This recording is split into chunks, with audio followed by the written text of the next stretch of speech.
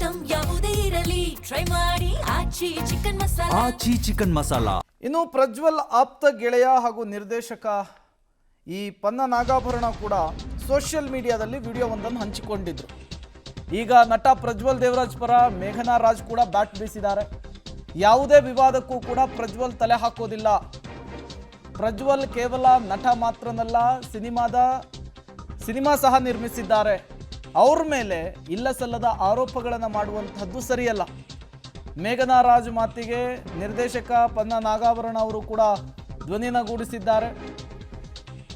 ನಟಿ ರಕ್ಷಿತಾ ಪ್ರೇಮ್ ಕೂಡ ಈ ವಿಚಾರಕ್ಕೆ ಸಂಬಂಧಪಟ್ಟಂತೆ ಮಾತನಾಡಿದ್ರು. ಪ್ರಜ್ವಲ್ ಬೆನ್ನಿಗೆ ನಿಲ್ಲುವಂತಹ ಕೆಲಸವನ್ನ ಮಾಡಿದ್ರು.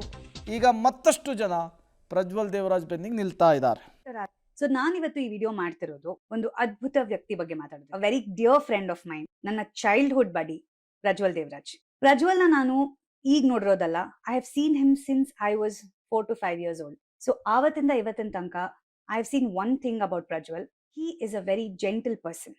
ಯಾವತ್ತೂ ಯಾವುದೇ ಆದ ಒಂದು ಕಾಂಟ್ರವರ್ಸಿಗೆ ಅವ್ರು ತಲೆ ಹಾಕಿದ್ದಿಲ್ಲ.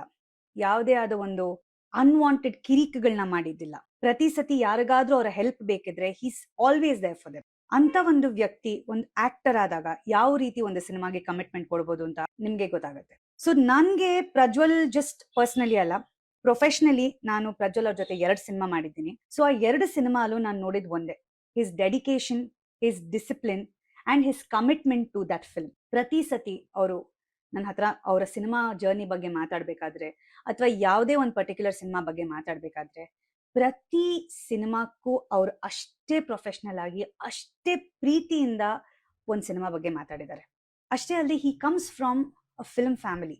ಸೊ ಒಂದು ಸಿನಿಮಾ ಕುಟುಂಬದಿಂದ ಬಂದಾಗ ಸಿನಿಮಾ ರಂಗದಲ್ಲಿ ಆಗುವಂತ ಎಲ್ಲ ಕಷ್ಟಗಳನ್ನ ಅವರು ಬಹಳ ಹತ್ತಿರದಿಂದ ನೋಡಿದ್ದಾರೆ. ಹಿ ಹಿಮ್ಸೆಲ್ಫ್